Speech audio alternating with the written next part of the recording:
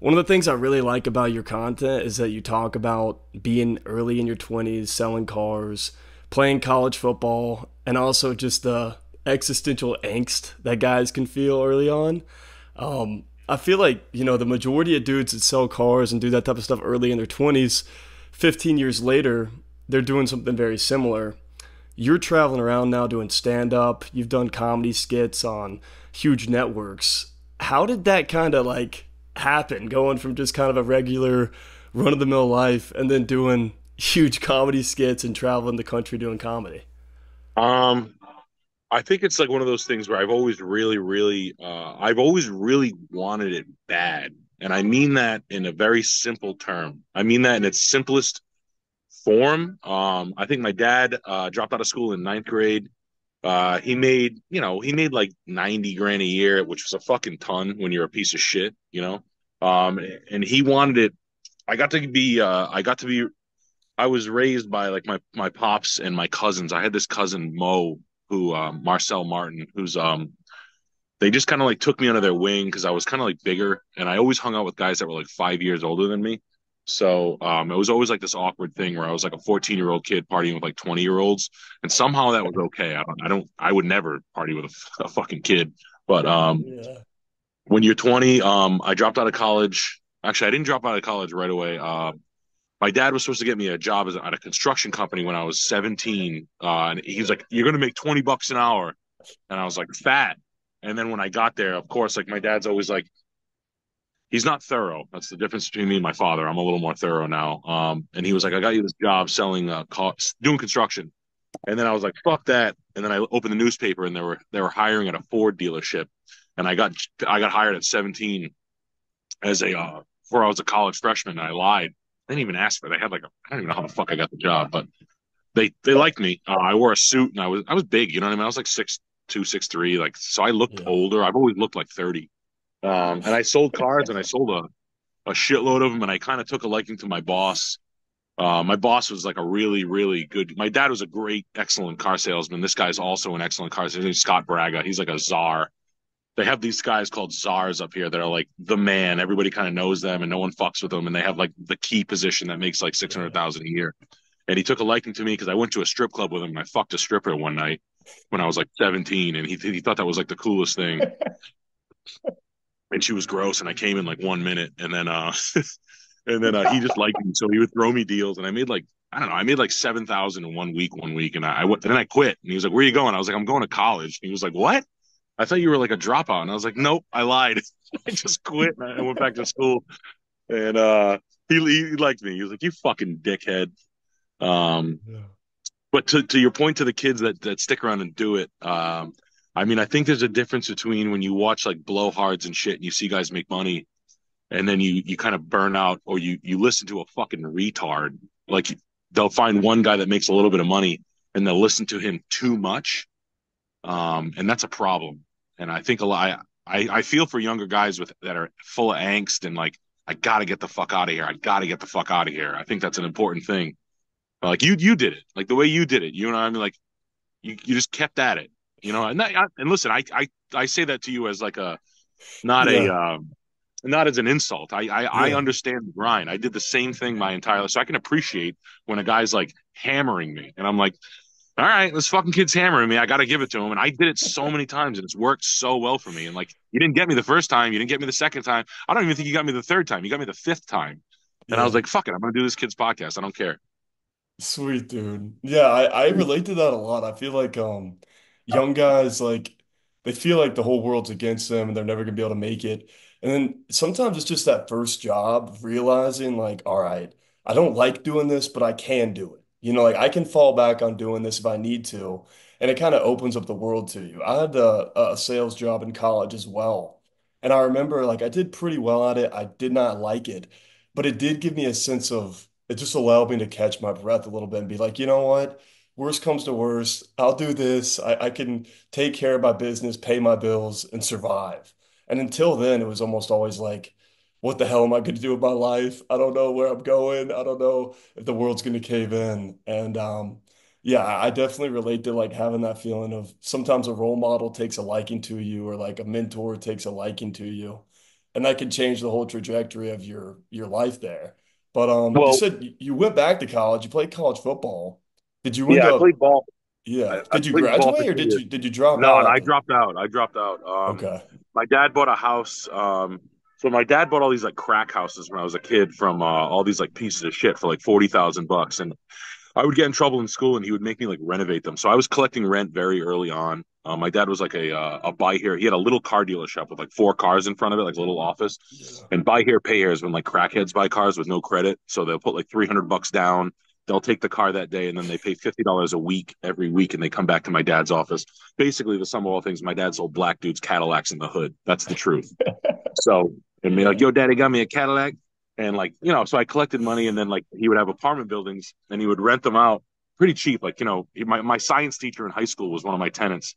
So I would collect rent for my science teacher in high school, and Nice. after the car thing kind of blew up in my dad's face for some crazy shit, he just kept on buying these really shitty ones for like 40. It was in the 94 crash. So I've seen crashes like three times in real estate.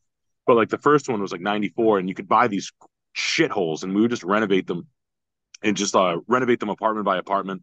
I mean, real dumps, white trash. I'm from like a very Mhm. white trash mill trash town, like white poverty. You know what I mean? And black people too, but like it's like it's one of those things where you see Yeah. like Buxton's and names like Tannehill and shit, like real I'm from a fucking very similar place. Yeah. yeah, I know mill exactly how shit. it is. But it's funny. I love it, and everybody got along, so it was good. So but basically I did that, and then I played college football for 2 years. I sucked. I wasn't good. I went just because it was one double A, and I Yeah. was like flattered that they even gave me any money. My parents didn't take college seriously. I was kind of like a I didn't like write my college essays. I was fucking all these really rich girls, and their parents were like making them like take all these essays and stuff, and I like college prep courses. And I like my parents didn't give a fuck about that, and they weren't great when it came to respectable parent shit.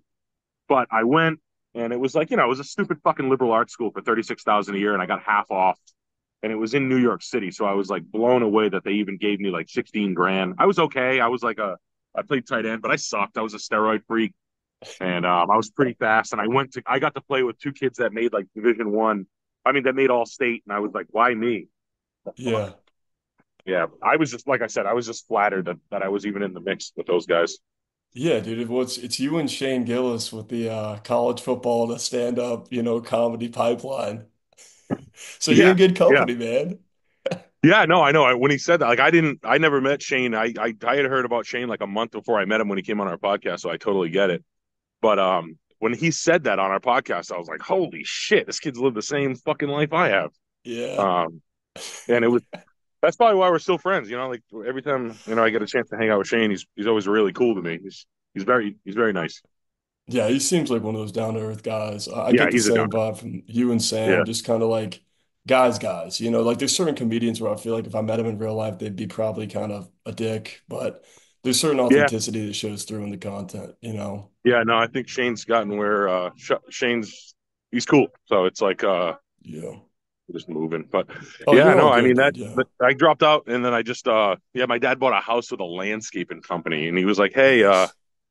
I remember one of the turning points was like I had that job, and I was making like I sold cars, and I was like on pace to make like 80 grand a year when I was like 17. And then I was like in college in my like economics class, and I was like, how much would a job like as an analyst make for Merrill Lynch? They had an analyst like basically my boss in the future Yeah. came in to talk to us, and I'm already like forward and shit. So I'm like, what does a guy make in this job? And he's like, we start out at 36,000 a year. And I was like, 36,000 a year. I was like, fuck that shit. I was like, I'm making Yeah. fucking 70 selling fucking Fords to retards. And I kept it super simple. So I was I was itching to quit. And then my dad goes, I'll pay you he goes, I bought this landscaping company with the house that we bought. I bought it for $15,000. It came with like this guy was retiring. It came with like a dump truck. And my dad, being a salesman, he bid all these nursing homes right off the rip, having no idea how to do maintenance. He kind of knew. Actually, I had a landscape company when I was a little kid. Um, and he got all these big contracts right off the rip. So we were doing like a $250,000 book of business like before day one. And he's like, I'll pay Wow. you 65,000 a year if you quit school right now. and I was like done, and I came home, and that was that, and I never went back. Dang, dude, it seems like, I mean, you might have had the most diverse set of jobs of anyone I've ever talked to. Yeah, I have a lot of miles. I'm 40. I have like I'm a slut. I have Dude, yeah, I've fucked so many people. you need to make like a LinkedIn page with all your different, like side Oh hustles, God, businesses. That'd be I know. sick, dude. I wish Well, LinkedIn. I wish LinkedIn wasn't just a place to stalk the higher class girls that you had sex with. I know, man. It would be nice if there was a more social media aspect to it, you Yeah, know? what's up, man? Man, hey, let's say hi. Appreciate it, bro. I'd say more. I'm on a podcast soon. Thank you, bro. Appreciate it. Is that Yeah, just like a random fan? yeah, yeah. That's sick, Good dude. guy. That's sick. Well Good guy. then, He dude, looks just how like how you. did it? What'd you say? He looks just like you. No way. Yeah, That's yeah. sick. So where did like I guess you and Sam met, like did you guys just start writing comedy sketches or like how did, because I watched that, I just in honor of doing this podcast right before this, I watched the wine party skit. And I Hmm. remember like it's like how does that come into existence? Who sits down and writes that? It's one of the funniest skits I've ever seen in my life. When you bash Yeah, your head with the wine glass as she's falling, like that's comedic genius that I feel like it would be so hard to sell yeah. that To to a, write, comedy. I How does think that it's happen? I think it's half like a happenstance on set. So that happened. So my brother, I tell the story a lot, but basically my brother, I hang out with my brother all the time. He's a realtor. He's my best pal. He's 2 years younger than me. Yeah. Um, so my wife and I were playing like Heads Up. You know the game Heads Up? Yeah. Yeah. We were playing Heads Up at my parents' house one time, and my brother was giving the fucking stupidest answers you've ever heard in your life. Like the guesses were like, "Yo, my brother's a retard," Yeah. like academically, and my wife was like looking at me like, "Yo, Jake's a fucking retard," and he was like, "Shut up, bitch," and he like she went up to like we were kind of like around a table that was pretty close quarters, and like she stepped over him, and he tripped her and shoved her into the table, and she fell into a lamp and we were cocked, and it was the funniest thing like ever. Like I don't think I've ever. I laughed so hard I was like puking, and Yeah. I was like, "Did you just shove Jess?" And he's like, "No, she's fucking wasted." But he did. He like knew. He like looked at me like, and I'm like, "That is so funny." Like that is because you can get away with tripping a woman. Like you can't hit a woman, but you could trip her. You know, Yeah. and then that's kind of like how it went. And then so and then the we had these extra bottles on set that day, so it was half like, hey, can I hit you in the head with the bottle on the way down? And the stunt girl was like, yeah, no problem. And I was like, all right. So I just clobbered her with a bottle. And that's kind That's of yeah. so it's kind of like heads up, like, when you do improv or you act on set a lot, you kind of pick up like, can we go more? Yeah, we can do more. Can Yeah. I do this? Yeah, we can do that. Okay, cool. Then we'll do that. I feel like it's just like the small details in those sketches that make all the difference. There's I forget the name of it, but the one where it's like it's about the boss and he's going in like, he's like in the Yep. shot. Like, yeah, that was one of my favorites too. And there's one small detail I picked up on where when he's in traffic, he's like in a nice Mercedes, and then it cuts to him pulling up into the little shitty Is it an office in like enclave? a Buick. I wonder, like, was that purpose? Like, was that on purpose or was that just random? Because I noticed it and I was like, No, that happened. That's kind of happenstance. Like the okay. Cameron Bowling. Cameron Bowling was our. We didn't have the Mercedes again. We didn't have the GLK again. So No, we dude. used So in that. my We head, I were like, was like, "That fuck is it. genius," because they're saying like this guy thinks he's hot shit, and like he in his mind he's in this Mercedes going to this like Fortune 500 company, and then it's like everybody's had that boss. It's like, dude, chill the fuck out. It's not that deep. Like he pulls up in the Buick, he thinks he's in a Mercedes. That's so funny because I was like, these guys are like next level. I mean, I think that sometimes you get lucky when it runs like that. Like, Yeah. you know, I, if you make video, like I met Sam. Sam is basically like my cousin Brian was Sammy's roommate or best friend at RISD. And Mhm. my cousin Brian Rochefort's a sculptor. He's a pretty big artist. And he was like, Nick, this is you if you went to art school. And he's like, you guys got to meet. And it's just true. It's just like Sam and I are best friends, and we see eye to eye. We know what would make the sketch funny, and I can't believe how much fucking noise is downtown. Like anybody living in a fucking city, where do you live? I live in Charlotte, North Carolina. Yeah, but Really? like a little bit unlike that. I'm like in the hood area, so it's like not that noisy except at Right, night. where Petey, you live near Petey Pablo's baby mama? Yeah, something like Yeah, that. yeah, it's Exactly, sick. man. But yeah, no, I think like there's subtleties in sketches that like some are allowable, some aren't, and you kind of like Mm. you watch them on screen, and you're like, does that make me mad or does that help me? And then you go, I'd laugh at that if I saw it. Okay, that's passable, and like it's Yeah. sort of like a meritocracy when it comes to sketch writing. Oh yeah, yeah, for sure, dude. Y'all definitely have. I mean, it makes sense that, some of the networks got kicked off because some of that comedy doesn't fly with what's in the mainstream. But it's just next level funny. And I feel like a part of it kind of like, being kicked off of the mainstream media and the bigger comedic networks, it gives it that like, I don't know, like forbidden fruit aspect of like these guys were just on a different wavelength, didn't care what anybody thought, just try to be as funny as possible. It definitely Yeah, shines through. I mean, quite frankly, man, it's Adult Swim is very good at rounding up a bunch of fucking faggots for $150,000 a year, and I learned that when I went to upfronts. It's like you're corralling like a bunch of guys that are legitimately talented, but are completely complacent with being comic book guys inside a small core group for a Yeah. really low amount of money, and they could pay you more, but they don't, and you wouldn't say enough to get out of there. Tim Heidecker will make the money, and the rest of the people wouldn't, and it's like I would rather like watch my mom give head in a convertible at the fucking homecoming game on my fucking 20-year reunion, like suck Richard Seymour's dick with the top down, than work at a network with a Yeah. bunch of comic book store fucking geeks for 120. I made $106,000 a year, and I had to like live on my own in Atlanta away from my wife for like 4 months so I could like play with a bunch of guys that knew about horror and Yeah. zombies. And I was like, you guys are fucking dorks. And they'll take your ideas and like own you through. And the fucking company's going bankrupt, so who gives a shit? You know what I mean? Like it doesn't matter. I can Yeah. knock them till I'm purple, but it's honestly it's like kicking a kid in a wheelchair. But dude, So the way that y'all have done it is so much better. And like Scuffed Realtor and just kind of like making your own, like, making your own network in a way, it's so yeah. much more authentic and fun. So like I Well, think it's definitely the best move. well, what you do, you try to highlight disenfranchised young guys and say, there's a pathway out, right? You're Exactly. offering like Yeah.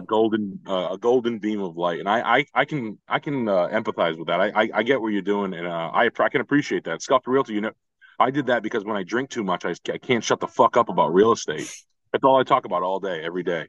And Dude, I yeah. hang out with my brother, and I did it with Bones. It started with Yeah. Bones. I got real cocked with him and Eddie Baker and Xavier Wolf, and I was giving them a hard sell on the Northeast. I was like, you guys are making millions. Come to the Northeast. I'll make you more millions. Like, just stop doing what you're doing. Get your whole family here. Get everybody here. And then I'm like, you know what? I'm just gonna do this, and I would do it. And then my brother and I started having fun tearing people to shit. And then people started hitting me up. Like dudes were just like kind of fucked up stories, bro. Like kind of like young dudes who were like, "Yo, my dad's a deadbeat. My Yeah. mom's a piece of shit. I have no one to talk about this stuff with."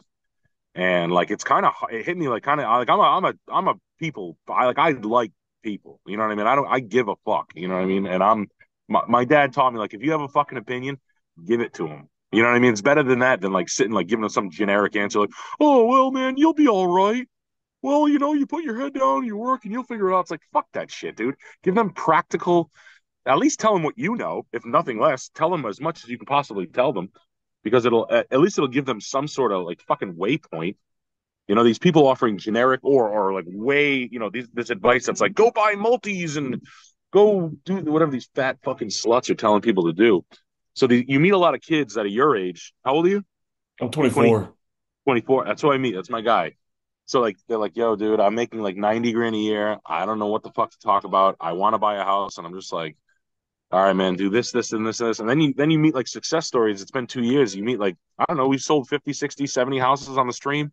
People buying shit, you know, having their girls fuck them extra hard because they did the right move and not get left in the dust because they're sitting with their hands in their pockets like a bunch of pussies. Or it just Yeah. makes me feel good. It makes me feel I get what you're doing. It makes me you should be proud of yourself.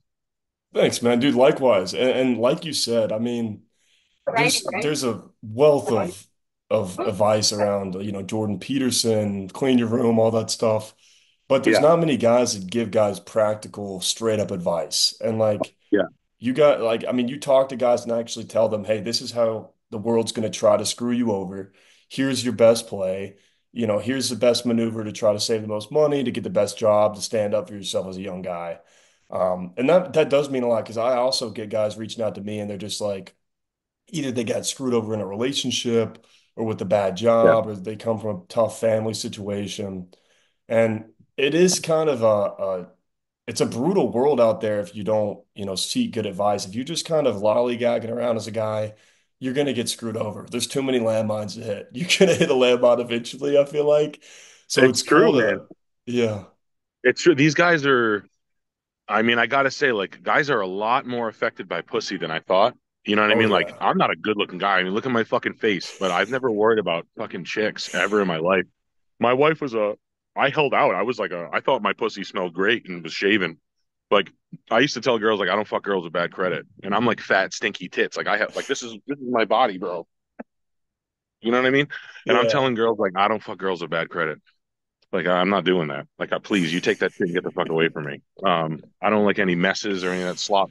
And some of these guys get really affected by. Yeah. So if any of your listeners like, guys, there's fucking plenty of fish in the sea, and there's nothing less attractive than a sappy. And when guys like share stories with me, I'll tell them to shut up about the broad. I'll be like, stop it. You sound like a pussy. Like I don't want to hear this fucking story. Keep that shit to yourself. A sharp net cuts clean. I don't want to hear it. Like no one wants to hear it. It's like it happened, you got dumped, or vice versa. Move on. You know, like Yeah. maybe it wasn't for you or whatever. They are affected, but in you have to, you gotta like kind of attack it. You know what I mean? I don't want to be seen like a fucking what's his face? The little who's the little one? The The little little ones. advice guy. The little advice guy. What's his name? It sounds The tiny, ominous. no, the one that does the flea market. So it's Gary V. There we go. Oh yeah, dude. Yeah. Gary Yeah, yeah. V.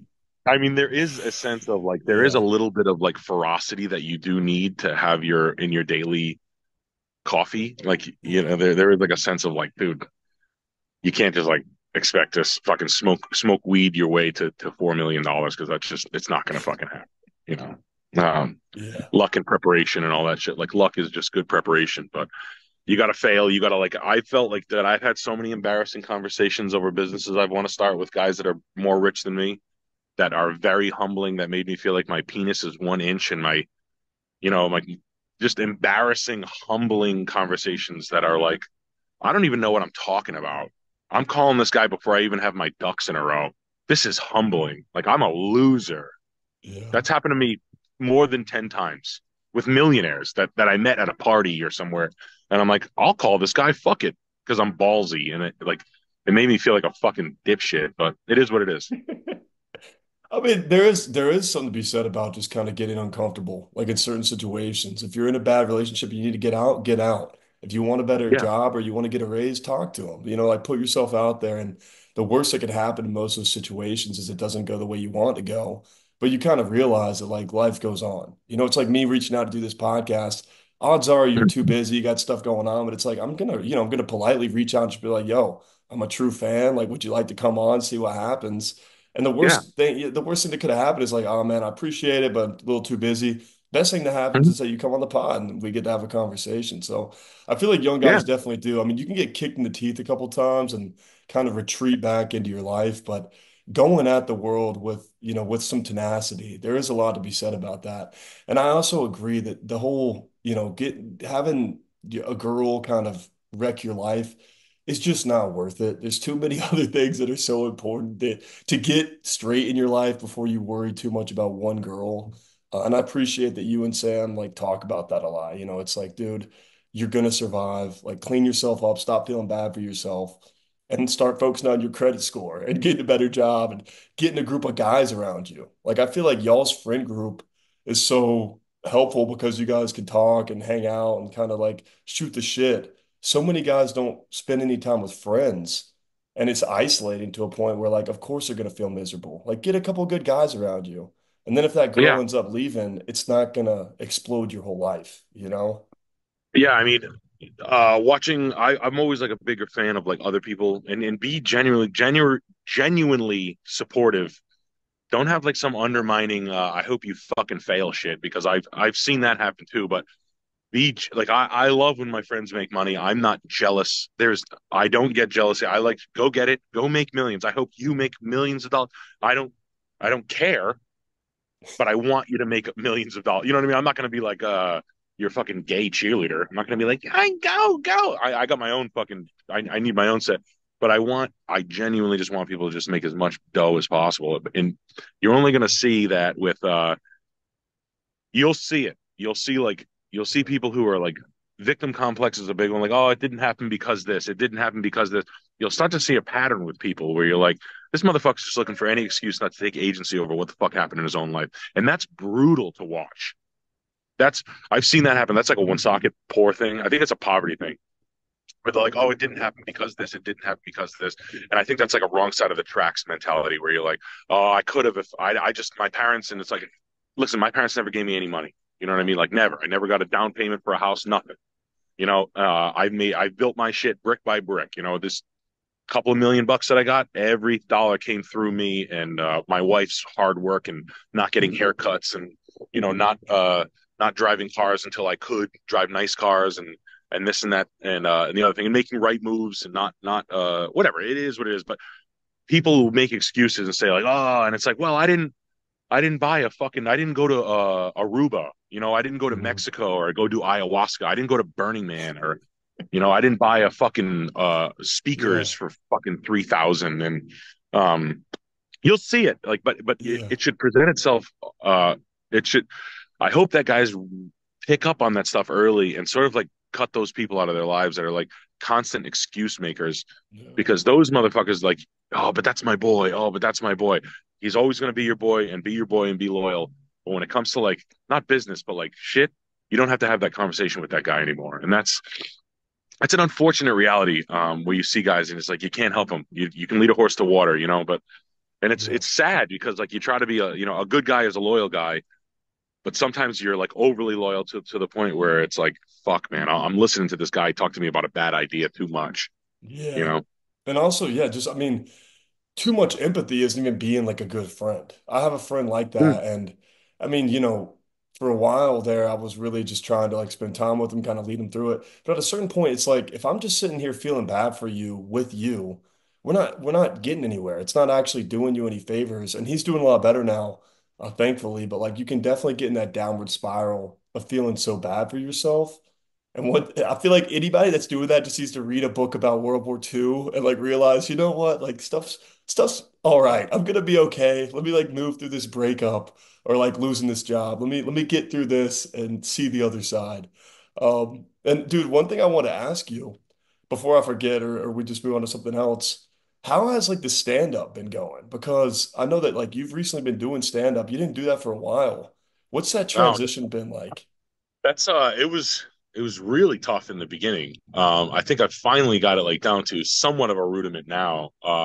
Stand up has always just been cheap, for lack of a better term, to me because I like well when you make videos are compositional, so there's many components where you can make the joke, and I always thought it was like a hierarchy of comedy where like TV sketch is top line, live TV's like SNL is top of the mark, and it has so much respect because you have costumes, you have the live aspect of it, you have the writing, the joke itself, you've got play off each other, you have like bounce, you have audience timing, etc. Volume, and then when you put it on video, you have like credits and you have all these things, and then stand up was like, hey, what's going on? What's with these dogs? Or whatever. So it's Yeah. been like this. I've always, and I was wrong. You know what I mean? It's real hard. It's not cheap. It's very hard. And that's just me being wrong and learning. So I suck. I sucked at it really bad in the first 4 or 5 shows I've done.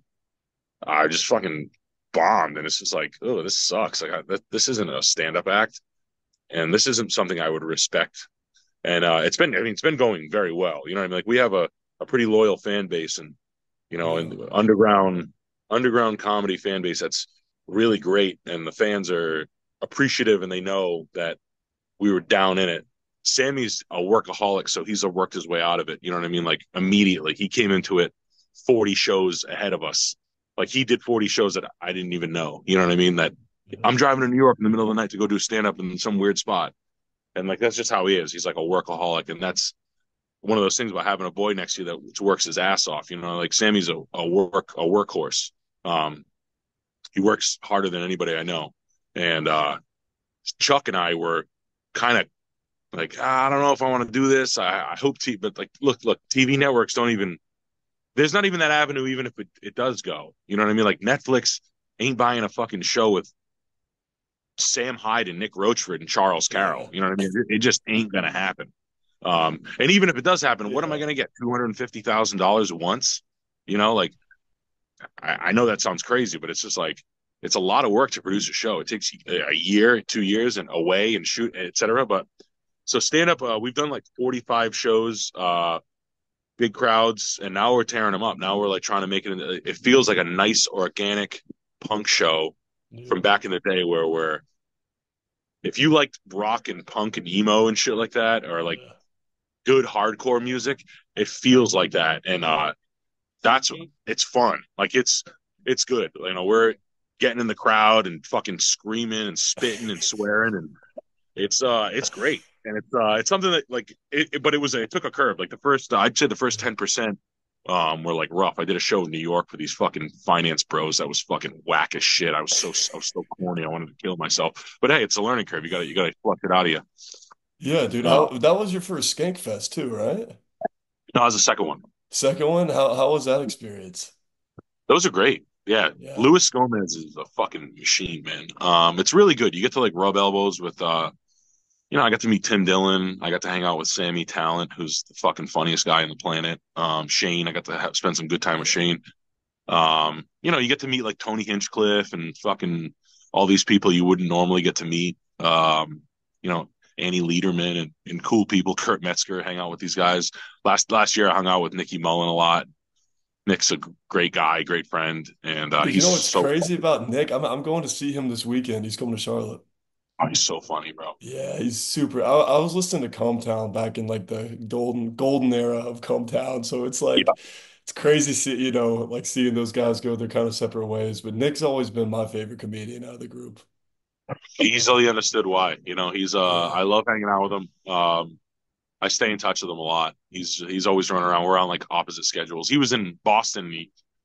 and when I was in Skankfest, and he was like, "Are you around?" I was like, "Nah, I'm fucking Vegas." But he's funny. You're in for a treat. He's I'm pumped, there's a lot of dude. guys out there that are like I don't know. It's stand up's like a weird world. You know what I mean? It's not Yeah. the same. It's not like there's like Tim and Eric and Connor O'Malley and all these like performance actors. It's stand up, so Yeah. it's a different animal. The guys that really jump off the page, like Shane and like Sam Talent and fucking and Kurt and all these guys that you want to hear talk that are so. It's just a different set of names. You know what I Yeah. mean? And Yeah. different. It's cool. It's I interesting feel though. like It's interesting convergence. it is cool. Yeah. I mean, it's like a little bit of like a golden era of stand-up right now, I feel like, but also I do stand up, but I don't promote it at all just because one, I suck right now. I'm like just doing it like here and there, at open mics and stuff. And two, there's been and I feel like I take, part of the blame, but there's such an influx of young guys that like, they're role models and the guys I've been listening to on podcasts are all doing stand up. So they're like, well, I got to go do stand up. And I do it for fun, like I do it at open mics. I suck. I'm not going to promote it like that. But I see a lot of dudes that literally like barely even work, just try to throw their whole life into stand up. And the oversaturation now is just getting kind of crazy. Like I'm working a full-time job, but like I just do this stuff on the side. But I see so many guys that are just like dead set on like, I'm gonna make it, I'm gonna do it. And me personally, I feel like that's kind of like, look, man, like do your best and everything, but don't feel like it's like a stand up or bust on your whole life. Like if you get lucky or like this is your passion, you can try to make it work, but don't go so far in deep where you feel like your life is a waste if you don't succeed at stand up. Because right now, I feel like it's like as busy as ever. It's pretty. I mean, speaking frankly, there's a lot of people in the game, man. There's no two ways about Yeah, that. Um, Austin's really, I'm friends with a lot of guys in the Austin scene. Sean yeah, Gardini, Mike Bishop, and all these guys that are out there doing. I think that the success comes from collaborative efforts and then work outside the stand up, inside video work, sucking shit. yeah. like sucking shit for That's a where I'm couple of at years right now, man. until Like this. I know I'm bad. Like I see all these guys putting their clips up, and I'm like, dude, I would not want anyone to record me right now because I suck. Like, why would I want Yeah, that on social like media? right, it's like opening like a landscaping business and then like showing your like first cut. And you're like, you don't Yeah, even know how to stripe right, bro. You didn't even edge the beds right. Like those bushes you trim suck dick. Why would you post that? exactly, But like, exactly. I mean, who am I to say anything on how to do it? I just think that like I just think it's like anything else. It's kind of like any other business. Like it's like the time you Yeah, put in, you will get like I think stand up is probably like 50 times on stage and you're above, 85 or 90% of the people. And then if you're a funny guy and you're a good joke writer and you're doing the hard work, like if you were a baker or a restaurateur or a fucking limo driver, you would understand like I don't get caught in traffic. yeah, I dress nice. I know that having cold Coors Light gets me tips. I know that like you learn the nuances of any business.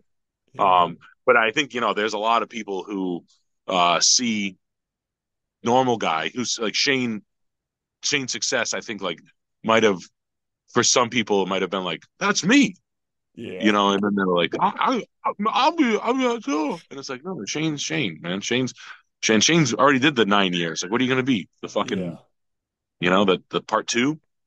yeah, So yeah. I Guys think want to being skip the grind and go straight to the limelight, like you everything, know, right? Isn't that like everything though, man? Like, and when you 100%, see dude. it, it's like no shit, and having there's guys that have like big support where like there's guys that are not funny that have a huge podcast. I don't know which. I'm not going to name any names. I can't even think of any. I'm just saying like there are people, fucking Yeah, me.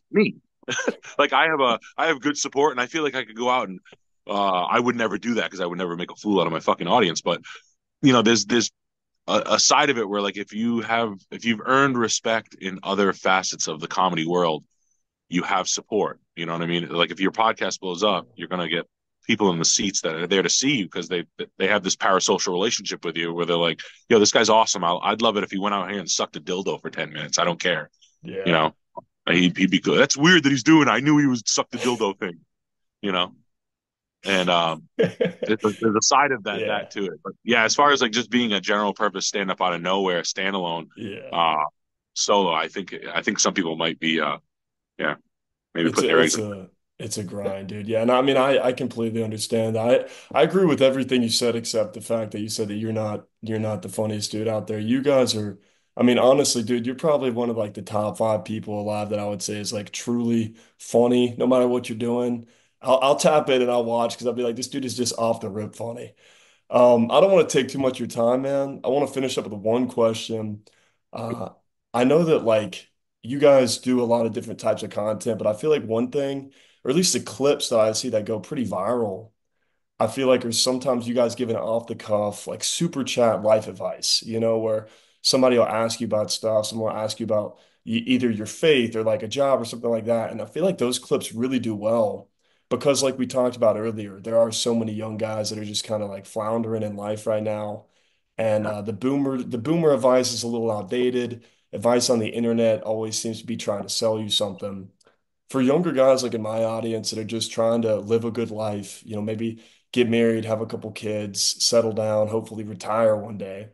What do you feel like is like one of the biggest landmines that guys struggle with and something that you would tell yourself when you were in your early 20s? Um, well, I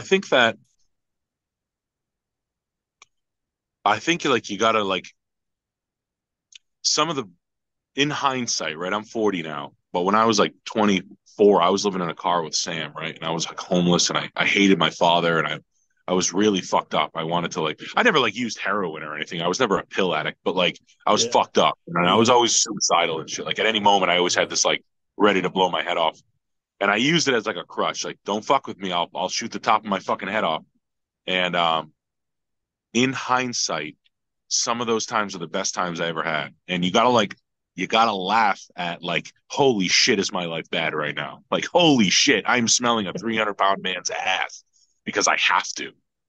And Yeah. like, you have to like really, really learn to like, grab the fucking dragon and laugh at it. Like, no one, like, dude, you gotta have faith. I know this is weird. I'm just getting back into like fucking God and shit. But like, um, you gotta like, you gotta be able to understand that no one gets kicked up the ass, then shit on, then pissed on, then picked up, then thrown downstairs forever.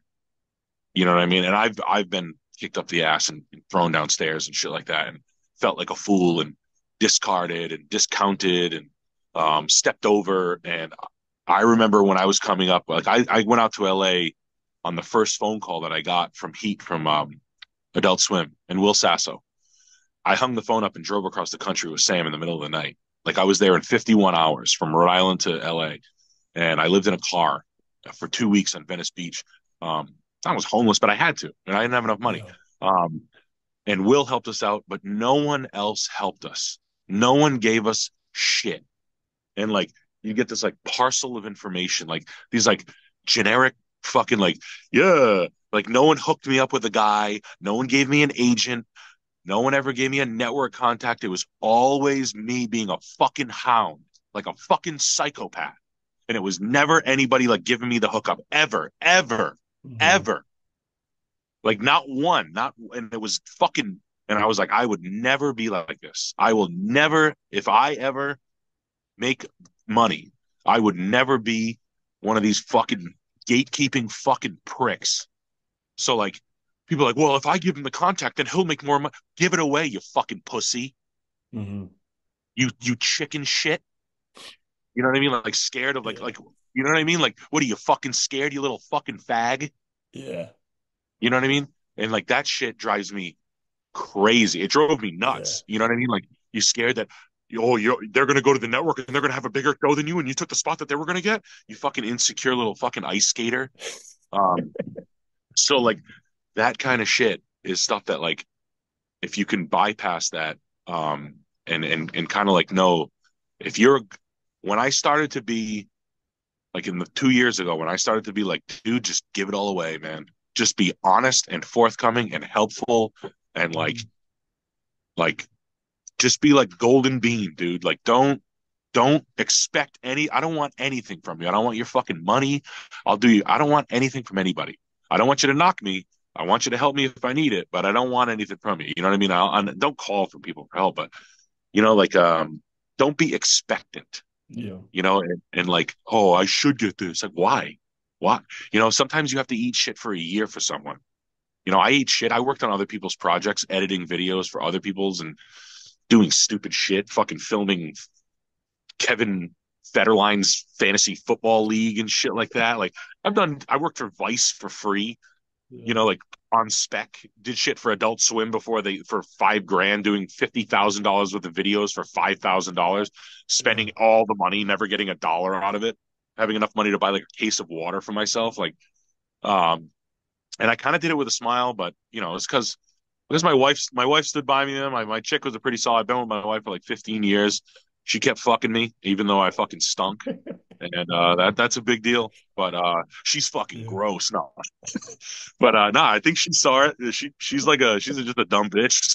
But she stayed with me, and like I don't know, picking a good Yeah. bitch is always gonna help you too. It Um, does, man. Yeah. but yeah, and never being a fucking dirt, not being a fucking dirtbag, and Yeah. having honestly just when it's real bad and nasty, you got to know like this is nasty. Ooh, this is bad, but you got to be able to like drink your way out of it, live your way out of it, but don't fall into any traps. Just you know what I'm saying. I think I I think know people forget. exactly what you said, man. And I know it's 100% true because you literally have zero upside to doing this podcast. I'm just stealing your time, but you were like, yeah, I'm gonna do it because I'm just like a good dude. I'm gonna help. I'm gonna give back because most people wouldn't do that. So like, I know like, the exactly the what you're four saying is hookups true. the four hookups I've ever got. Like I had this kid. I was at a bachelor party for my cousin. It was a cool bachelor party, and I was kind of just shooting the show. And my business acumen was pretty high because I paid attention. I listened. I shut my mouth. He told me, and this kid Rick Crowley, he owned a fire sprinkler company that was worth like I don't know $9 or $10 million. He goes, when we get back, I want you to work for me. I said, okay, and it was a big deal. I had my landscaping company. He goes, you're a pretty sharp kid. I said, cool. I was 21 years old. He's like, I'll give you 75 or 80,000 a year to come work for me or something like that. I got a DUI the first fucking day I worked for him. I was celebrating. I got a DUI. And I was like, I can't work. And then he's like, and then I just drove. I just drove to work with no license. And he was like, dude, this is risky. And I was like, well, whatever. And but we used to chop it up together all the time. But he did this kind of thing where he gave me I asked good questions and he gave me good answers. And he went to like Babson. He has a master's in business school, and he was like, shut your fucking mouth and open your fucking ears. You can't afford like get a good accountant. You can't afford. I don't care how much money you have. Accounting is number one. Understanding accounting will set you up for the future. That's a big one.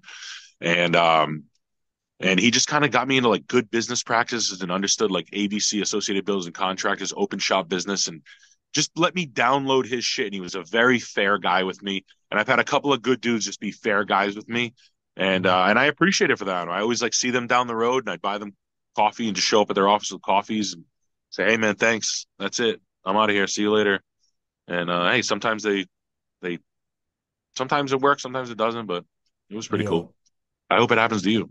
Sweet, dude. No, I appreciate it. I appreciate you giving me your time, man. I don't want to take too much of it, man. I know you're a busy guy. I'll do last question. We don't have to Yeah. get too deep into it. I know it's kind of a personal thing, but I went through a period of time in college where I kind of walked away from faith or anything like that, and ended up coming back to it. And it's kind of taken it's the most important thing in my life. My life now revolves around my faith. I'm a Christian. And I did see yesterday on the stream you were talking about like kind of getting back into that side of your life. It was like super encouraging and exciting for me to hear that. Because I'm always, I feel like that's something that's really lacking in our society today. Um, I just kind of wanted to open up and say like, did you just kind of decide it was that time? What kind of happened? And also, I know it's a personal thing, so you don't have to get like super personal, but just wanted to kind of ask you that. It's just like I said, that thing happened where the I had to be God, right? It had to be I don't want to say ever say like I was raised Catholic, I went to Catholic school and shit. And I went to church when I was a kid. Mhm. Uh uh I'm, I watched my friends who are, Jewish and Muslim and shit like that celebrate their faith, and it kind of does well for them, right? And Yeah. Yeah. it's not corny, to go to my buddy's Yeah. Rosh Hashanah. And it's just like that Catholic shame, right? That Catholic guilt, right? And we feel corny, right? Because we're so cool. And then I stopped feeling corny about it, and I'm like, nah. Atheist non-believer shit is it's diminishing returns. And I have my buddies who are into like new age shit, and I'm just watching friends kind of fuck up that I hold near and dear to my heart. My close friends just being knuckleheads, you know what I mean? Like not being able to hold down a good woman and have children, and how the fuck are you gonna have kids and not be a fucking a man of faith? You know what I That's mean? Like true. Yeah, that's what kind of true. soulless fucking parent are you gonna be Yeah. with without some sort of uh faith or guidelines in their life or sense of moral grounding? And I don't, like I said, I don't know. You know what I mean? I'm gonna take it as it comes. I'm not gonna sit here and preach. And there's that air of I don't want to be one of these like, look, if you don't want to do it, that's cool with me too. I don't. It's all personal. It's personal. You know what I mean? Like I said, I never want to know about your sobriety. I don't want to know about your bedroom. I don't know. I don't know about your faith. It's none of my fucking business. And I think people should respect that. I will talk about it fast. And it's like I got my kids in school. The schools, you know what's going on with the schools, man. I started to see a couple of things that were making me kind of go nuts, man, with like just some of the lifestyle. It's more like the lifestyle shit with like the drugs and the free love and the fucking. I know I was getting sold something just from my gut feeling. I'm like, this is some hedonistic shit that doesn't end well for people like me that look like me. And I've watched friends be like, "No, dude, I'm a poet now," or "Dude, I fucked this girl and it's the best orgasm I've ever had." And I'm like, "Yo, you're a guy talking about orgasms? What are you fucking weird?" Like you wish you were gay. Like Yeah. I wish you were gay. Like and like because that is the fucking gayest shit I've ever heard in my life, dude. Like what the Yeah. fuck are you talking about? And it's like what and some of the end results of this stuff is like mentally ill, because what you're banking on fucking the state or pharmaceutical something, and it ends up like, oh, that's where I end up with all this, or just taking agency over your own actions and taking some fucking responsibility. Like, yeah, I'm fat because I drank too much. You know what I mean? My lungs hurt because I smoked too many fucking cigarettes. and taking agency and having some moral. I just think there's a less of a likelihood for someone to fucking slam a knife in the back of your spine if you have some sort of moral guideline. And those are the kind of people I want to fuck with, I guess, a little bit more.